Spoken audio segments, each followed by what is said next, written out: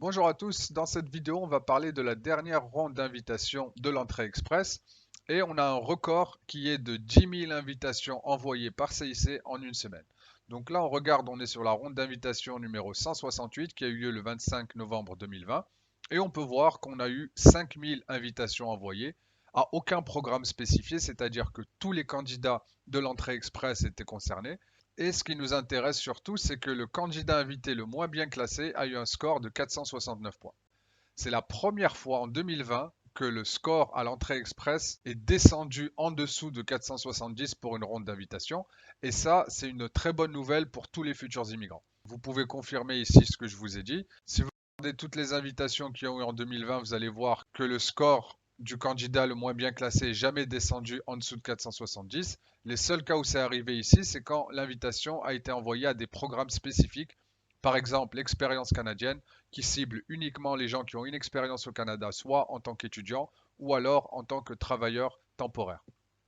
Même chose pour les programmes des travailleurs des métiers spécialisés. Ce sont des gens qui ont déjà une offre d'emploi au Canada dans un métier spécialisé. Et là, vous voyez que seulement 250 invitations ont été envoyées à ces personnes-là avec un score de 415. Sinon, tout le reste, dans toutes les autres rondes d'invitation où il y a écrit aucun programme spécifié comme ici, ce n'est jamais descendu en dessous de 470. Ça nous amène à la répartition des notes au système de classement global que vous pouvez voir ici en date du 23 novembre 2020. Donc là, on a les notes au système de classement global et le nombre de candidats. On a un total de 144 468 candidats.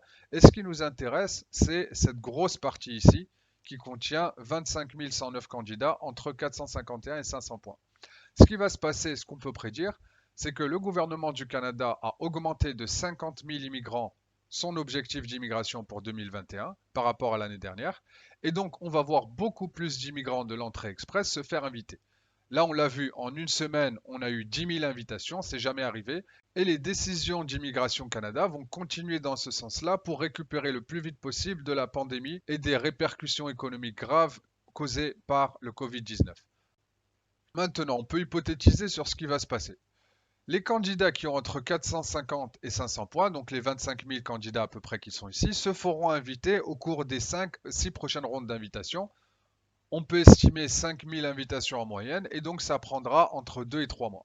Maintenant, quand ces candidats-là se feront inviter, les candidats qui ont 450 points et plus, ce n'est vraiment pas la majorité. Là, vous voyez, ils ne représentent même pas 20% de tout le bassin.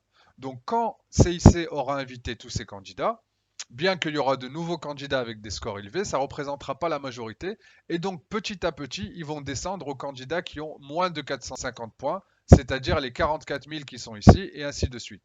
Ça veut dire que si vous avez un score en dessous de 450 à l'entrée express, ne vous découragez pas.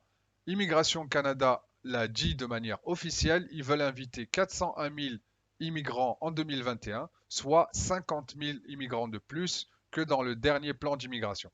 Ça veut dire que forcément les moyennes vont être amenées à descendre jusqu'à ce que les quotas soient atteints. Donc si vous avez un score aujourd'hui qui est de 450 points au moins, préparez vos examens de langue, essayez d'optimiser votre score le mieux possible et ayez votre prof de fond prête.